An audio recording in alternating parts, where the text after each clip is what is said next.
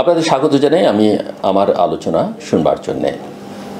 আপনাদের প্রথমেই জানিয়ে রাখি যে মার্কিন প্রেসিডেন্ট ডোনাল্ড ট্রাম্পের কথা অনুযায়ী যে $29 মিলিয়ন বাংলাদেশের দুজনের একটি প্রতিষ্ঠান বাংলাদেশে ব্যবহার করেছে, দুজন ব্যক্তির একটি প্রতিষ্ঠান, মাত্র দুজন যেখানে কাজ করেন, সেই 29 মিলিয়ন বা বাংলাদেশি টাকায় 350 কোটি টাকা আমি বা আমার প্রতিষ্ঠান বা আমাদের প্রতিষ্ঠান সিজিএস নেয়।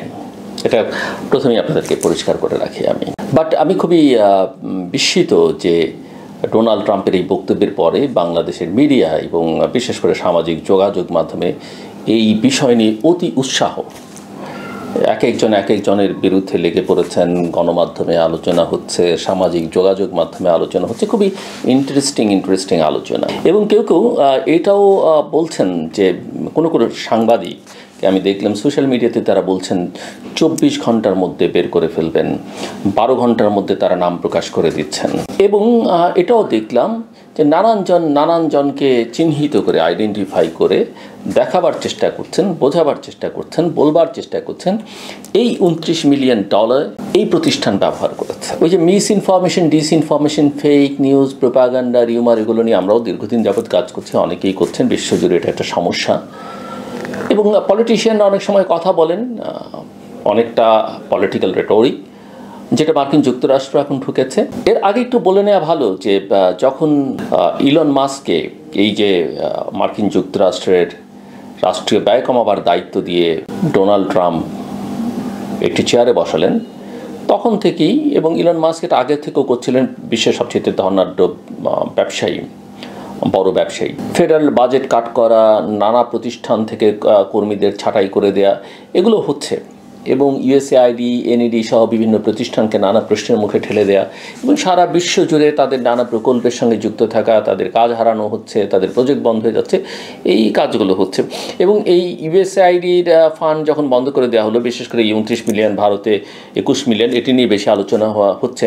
আসলে $731 মিলিয়ন যে সহায়তা, সেটা যুক্তরাষ্ট্র বন্ধ করে দিয়েছে, স্থগিত করেছে বলা ভালো, বন্ধ ঠিক নয়।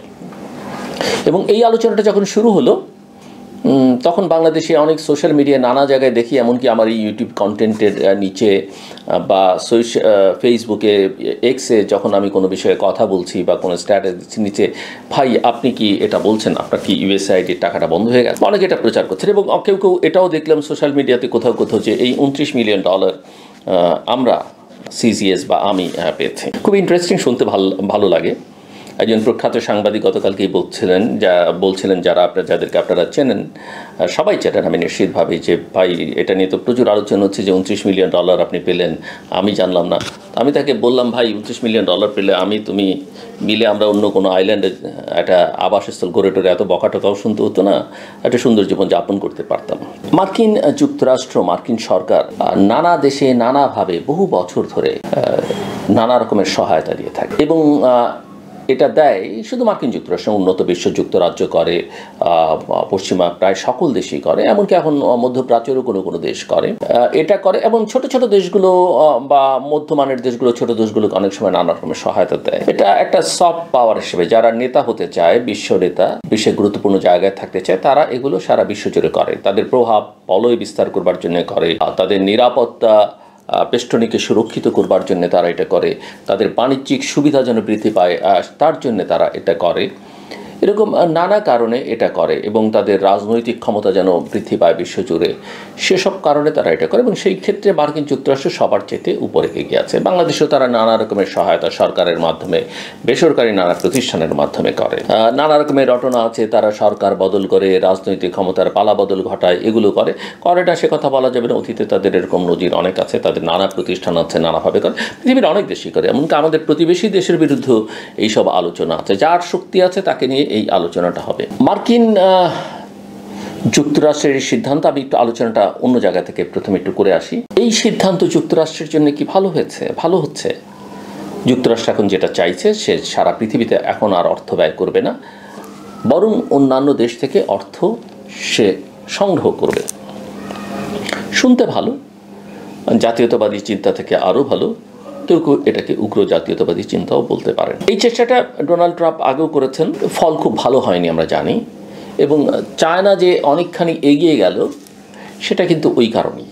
এবং এই চেষ্টার ফলে যুক্তরাষ্ট্রের সারা পৃথিবী ব্যাপী যে ক্ষমতা, যে শক্তি তারা প্রদর্শন করতে পেরেছে, যে প্রভাব বলয়তার, সেটা অনেকাংশে কমে যাবে নিঃসন্দেহে।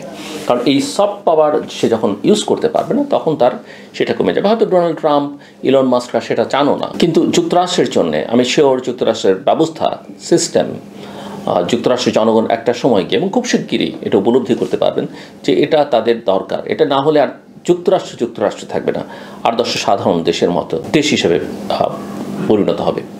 কিন্তু আমি মনে করি না সেটা হবে, কারণ যুক্তরাষ্ট্রের ব্যবস্থাই আসলে যুক্তরাষ্ট্রকে তার জায়গায় আবার ফেরত নিয়ে যাবে। কিন্তু ইতোমধ্যে যেটা ঘটবে সেটা হচ্ছে যে চীনের মতো অন্যান্য দেশ, এমনকি ইউরোপের মতো দেশগুলো, অস্ট্রেলিয়া, যুক্তরাজ্য, এরা অনেক জায়গা করে নেবে। সফট পাওয়ার এদের অনেক শক্তিশালী হবে, বিস্তৃত হবে। অনেকের এই যে সামগ্রিক সহায়তার জায়গাগুলোকে অনেক বাড়িয়ে তুলবে। সেখানে যুক্তরাষ্ট্রের আবার ফেরত আসা যুক্তরাষ্ট্রের জন্য কঠিন হয়ে যেতে পারে। এটা একটা যুক্তরাষ্ট্রের জন্য বড় চ্যালেঞ্জ হয়ে দাঁড়াতে পারে। এবং এটা ঠিক হচ্ছে কিনা নিঃসন্দেহে যুক্তরাষ্ট্রের বিভিন্ন প্রতিষ্ঠানের সঙ্গে যারা যুক্ত কর্তা ব্যক্তি আছেন, নীতি নির্ধারক যারা আছেন, তারা এটা ভেবে দেখবেন, আমি বিশ্বাস করি। আসুন এবার ইউএসএআইডির দিকে তাকাই। ইউএসএইড বা ইউএসএআইডি যেভাবেই আমরা বলি না কেন, ইউএসএআইডির টাকা পাওয়া এত সহজ নয়। এবং অন্য যে কোনো দেশের চাইতে যুক্তরাষ্ট্রের টাকা ব্যবহার করা পৃথিবীর যে কোনো দেশে অত্যন্ত কঠিন। প্রতিটা পেনির একটা হিসেব থাকে। যারাই কাজ করেন বাংলাদেশে তারা সবাই জানবেন। আমাদের কথা বলে রাখি, আমরা যুক্তরাষ্ট্রের সঙ্গে কাজ করি, যুক্তরাজ্যের সঙ্গেও কাজ করি, অস্ট্রেলিয়া সহ, নেদারল্যান্ড সহ, পৃথিবীর জার্মান সহ অনেক দেশের সঙ্গে সিজিএস কাজ করে। আমরা কাদের সঙ্গে কি কাজ করি? মোটামুটিভাবে অত্যন্ত স্বচ্ছতার সঙ্গে করি। আমাদের ওয়েবসাইট, সিজিএসের ওয়েবসাইটে গেলে সেগুলো আপনারা দেখতে পারবেন। হ্যাঁ, একথা ঠিক যে যুক্তরাষ্ট্র আমাদের একটা মেজর পার্টনার। আমি কনফিউশন এড়ানোর জন্য অনেকগুলো বিষয় আপনাদের জানিয়ে রাখি। এবং যুক্তরাষ্ট্র থেকে আমরা যে অনেক সময় আমার বিরুদ্ধে প্রচারণায় বা সিজিএসের বিরুদ্ধে প্রচারণাটা বলা হচ্ছে যে বাংলাদেশস্থ মার্কিন দূতাবাস আমাদেরকে সহায়তা করছে। আই এম সরি, কেউ প্রমাণ করতে পারবেন না যে বাংলাদেশস্থ মার্কিন দূতাবাস সিজিএসকে বা আমাকে কখনো কোনো ফান্ড দিয়ে। সিজিএস যে কাজগুলো করে যুক্তরাষ্ট্র অন্তত বেশ কয়েকটা এন্টিটির সঙ্গে কাজ করে, ইনক্লুডিং যুক্তরাষ্ট্রের পররাষ্ট্র দপ্তরের সঙ্গে। অন্তত এই মুহূর্তে আমার যতদূর মনে পড়ে 1, 2, 3, 4 4টা যুক্তরাষ্ট্রের ওয়াশিংটন বেসড এন্টিটির সঙ্গে আমরা কাজ করি। সবগুলো সরাসরি, ভায়া কিছু নেই, প্রথম কথা। দ্বিতীয় কথা হচ্ছে যে যেমন ধরেন আমরা যুক্তরাষ্ট্র পররাষ্ট্র দপ্তরের সঙ্গে আমাদের একটা প্রোগ্রাম ছিল, আমরা কিন্তু ইন্টারন্যাশনালি কম্পিট করে প্রতিযোগিতার মধ্য দিয়ে সেটা কাজটা পাই। তৃতীয় কথা হচ্ছে হ্যাঁ, ইউএসএইড বা ইউএসএআইডি যেভাবেই বলি না কেন, কারণ দুভাবেই মানুষ এই প্রতিষ্ঠানটিকে উচ্চারণ করে। আমরা ইউএসএআইডির সঙ্গে কাজ করেছি, সিজিএস আমরা এখান থেকে তাদের সঙ্গে কোনো কাজ করিনি।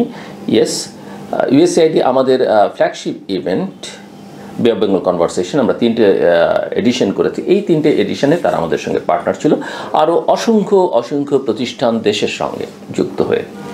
এর বাইরে তারা আমাদেরকে নিয়মিত কোনোভাবে সহায়তা করেছে, কোনো প্রজেক্টে ফান্ড করেছে, সেটা তারা করেনি। আরেকটাভাবে ইনডিরেক্টলি আমরা ইউএসএআইডির সঙ্গে কাজ করেছি, কিন্তু সেটা অন্য একটা প্রোগ্রামের আওতায়, সেটা সরাসরি ঢাকা থেকে না, ওয়াশিংটন থেকে।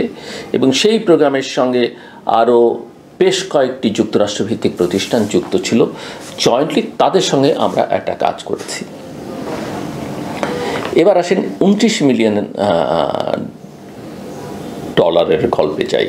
বাংলাদেশে রাজনৈতিক ক্রিয়াকর্ম বা রাজনৈতিক প্রক্রিয়াকে শক্তিশালী করা, নির্বাচনী ব্যবস্থাকে শক্তিশালী করা যুক্তরাষ্ট্রের অনেক প্রোগ্রাম আছে, নানা মাধ্যমে সেগুলো তারা ফান্ড করে।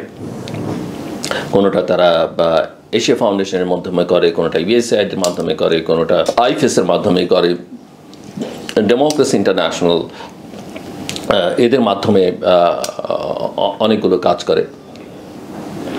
একটা কথা মনে রাখা ভালো, সিংহভাগ ক্ষেত্রে যুক্তরাষ্ট্রের যেসব ফান্ড, যুক্তরাষ্ট্রের সরকারের বা ইউএসআইডির বড় বড় যেগুলো প্রজেক্ট, সেগুলো বাংলাদেশের মতো কোনো দেশের কোনো প্রতিষ্ঠানের পক্ষে সরাসরি পাবার কোনো সুযোগ আছে বলে আমার জানা নেই। এগুলো মনে হয় তারা এক ধরনের প্রতিযোগিতার ব্যবস্থা করে, এটা করে সেটা করে, কিন্তু শেষ পর্যন্ত যে ধরনের কমপ্লায়েন্স এনশিওর করতে হয়, সেই কারণে এই কাজগুলো আমাদের মতো প্রতিষ্ঠানগুলো অধিকাংশ ক্ষেত্রেই পায় না, 99% ক্ষেত্রে পায় না। এর জন্য অনেক বড় বড় প্রতিষ্ঠান আছে যেগুলো মূলত যুক্তরাষ্ট্রভিত্তিক, আন্তর্জাতিক এনজিও বা গবেষণা প্রতিষ্ঠান, তারা শেষ পর্যন্ত বিডিংয়ের মাধ্যমে কাজগুলো নিয়ে যান এবং তারা তখন ছোট ছোট ছোট ছোট বিভিন্ন প্রতিষ্ঠানকে একটা দেশে কাজগুলো দেয়, ভাগ করে দেয়। এটা বোঝার জন্য আমি আপনাদের বলে রাখলাম। এবং যে প্রক্রিয়ার মধ্যে কাজগুলো পেতে হয় তাদের থেকেও সেটাও অত্যন্ত জটিল এবং প্রতিটি হিসেব নিকেশ অনেক কঠিন প্রক্রিয়ার মধ্যে দিয়ে যেতে হয়। এই যে কতগুলো প্রতিষ্ঠানের মাধ্যমে বললাম বাংলাদেশে কাজ হয়, এই অর্থাৎ ডেমোক্রেসি ইন্টারন্যাশনাল, এশিয়া ফাউন্ডেশনের সঙ্গে একটা প্রজেক্ট আছে আমি জানি, সেটাখানে আবার যুক্তরাজ্যও যুক্তরাষ্ট্রের FCDO, foreign and Commonwealth development office, তারাও যুক্ত, IFS, এরা নানা প্রতিষ্ঠানের মাধ্যমে বাংলাদেশে কাজ করে। অনেকগুলো, আমার ধারণা 20, 25, 30টা প্রতিষ্ঠান আছে সারা দেশে, সব ঢাকা বেসড না, ঢাকার বাইরেও আছে বা আরও বেশিও থাকতে পারে। তারা নানা প্রতিষ্ঠানের মাধ্যমে অঙ্ক ভাগ করে দেয়। এখানে 29 মিলিয়ন তো দূরের কথা, 1 মিলিয়নও অনেকের জন্য খুব কঠিন। আমরা যেহেতু যুক্ত নেই, আমি তো আমাদের ব্যাপারটা আগেই পরিষ্কার করে নিলাম। এবার আসেন ডোনাল্ড ট্রাম্প কি বলেছেন, যে বাংলাদেশের এই রাজনৈতিক প্রক্রিয়াকে শক্তিশালী করার নামে বা রাজনৈতিক ব্যবস্থাকে শক্তিশালী, $29 মিলিয়ন 2 ব্যক্তির একটি প্রতিষ্ঠান, মাত্র 2 জন পরিচালনা করেন, এরকম একটি প্রতিষ্ঠান নিয়ে নিয়েছে। অনেক বিখ্যাত সাংবাদিক বলছেন তারা নামগুলো বলে দেবেন। আমি আপনাদেরকে শতভাগ নিশ্চিত করে বলি, যে প্রতিষ্ঠানটির নাম বলেছে সেই প্রতিষ্ঠানটি বাংলাদেশের নয়। যে প্রতিষ্ঠানটি ডোনাল্ড ট্রাম্প পিন করেছে, তিনি হয়তো কারো কথা শুনে, কারণ তিনি আমেরিকান অন্য 10টা পলিটিশিয়ানের মতো না, তিনি একটু ভিন্ন ন্যাচারের, ভিন্ন ধরনের। আমরা জানি তিনি কি বলেন কি করেন সেটা বোঝা অনেক সময় কঠিন হয়ে দাঁড়ায়। এবং যে 2 জন ব্যক্তির কথা বলেছেন, এই 2 জন ব্যক্তি কাদেরকে তিনি মিন করেছেন আমি জানি। এই 2 জন ওই প্রতিষ্ঠানটির প্রতিষ্ঠাতা। বেশ কয়েক বছর আগে প্রতিষ্ঠানটি প্রতিষ্ঠিত হয় এবং তারা ওই প্রতিষ্ঠানটির প্রতিষ্ঠাতা, তাদেরকে ইঙ্গিত করে তিনি বলেছেন, এবং তাদের নাম বলেছেন কোনো একটা বিজনেস ম্যাগাজিনে কাভারে তাদের নাম ছাপা হবে। ওই প্রতিষ্ঠানটি কিন্তু বাংলাদেশেও কাজ করে এবং এই প্রতিষ্ঠানটির এই টাকা $29 মিলিয়ন বেসিক্যালি ওয়াশিংটন বেসড যে মূল প্রতিষ্ঠান বা তাদের হেড অফিস, সেখানকার একটা প্রকল্প, সেখান থেকে টাকাটা বাংলাদেশে এসে হয়তো নানা প্রতিষ্ঠানের মাধ্যমে ছড়িয়েছে। আমি দেখলাম কোনো পত্রপত্রিকায় বা কোনো সোশ্যাল মিডিয়া থেকে কেউ বলছেন ঢাকা বিশ্ববিদ্যালয়ের এই শিক্ষক 2 জনের প্রতিষ্ঠান 2-3 জন ছাত্রছাত্রী দিয়ে কারা কাজ করায়। আমি তাদেরকে চিনিও না, প্রতিষ্ঠানেরও নাম শুনিনি। আমার ধারণা ওই ধরনের প্রতিষ্ঠান যদি ওইখান থেকে 29 মিলিয়ন থেকে কিছু পেয়েও থাকেন, সর্বোচ্চ $50,000 পর্যন্ত পেতে পারেন। আমি যদি বুঝি, আমার যা সেন্স কাজ করেন। সো কোনো বাংলাদেশি প্রতিষ্ঠান $29 মিলিয়ন পায়নি। এটা ডোনাল্ড ট্রাম্প মিন করলে যে প্রতিষ্ঠানটির কথা বলাচ্ছে, সেই প্রতিষ্ঠানটি অবশ্যই বাংলাদেশে কাজ করে। কিন্তু আমি যেটুকু জানি যে এই $29 মিলিয়ন এই বাংলাদেশ চ্যাপ্টার নয়, এটা আসলে ওয়াশিংটনে যে প্রতিষ্ঠান এবং ওই প্রতিষ্ঠানটির যে মূল প্রতিষ্ঠাতা, কো-ফাউন্ডার 2 জন, তাদেরকে ইঙ্গিত করে ডোনাল্ড ট্রাম্প বলেছেন।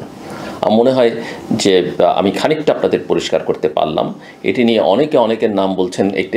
একটি অনুষ্ঠান, সামাজিক যোগাযোগ মাধ্যমে একটি অনুষ্ঠানে দেখলাম CGS-এর নাম উচ্চারণ করছেন, ডক্টর বদিউল্লাহ মজুমদারের হাঙ্গার প্রজেক্টের কথা উচ্চারিত হচ্ছে, বেলার কথা উচ্চারিত হচ্ছে, এটা সেটা অনেক কথা উচ্চারিত হচ্ছে। কিন্তু এগুলো আসলে যারা বলছেন বা ঢাকা বিশ্ববিদ্যালয়ে সিআরএ নামের মধ্যে জড়িয়ে পড়েছে, এগুলো আসলে বুঝে না বুঝে যে যার মতো করে গল্প ফাঁদবার চেষ্টা করছেন এবং নিজেদেরকে জ্ঞানী হিসেবে প্রতিষ্ঠিত করবার চেষ্টা করছেন। আমি বলে রাখি, আমি জ্ঞানী নই, কিন্তু আমি যেটুকু বললাম জেনে শুনে বুঝে, এবং যেহেতু আমি এই প্রক্রিয়ার মধ্যে কম বেশি আছি, আপনাদের জানালাম। সো দ্যাট এগুলো নিয়ে অন্যের কথায় আমাদের খুব বেশি সময় ব্যয় না করাই ভালো, উৎসাহিত না হয় ভালো। আমার কথা শুনবার জন্য অসংখ্য ধন্যবাদ, আপনাদের সবার জন্য শুভকামনা।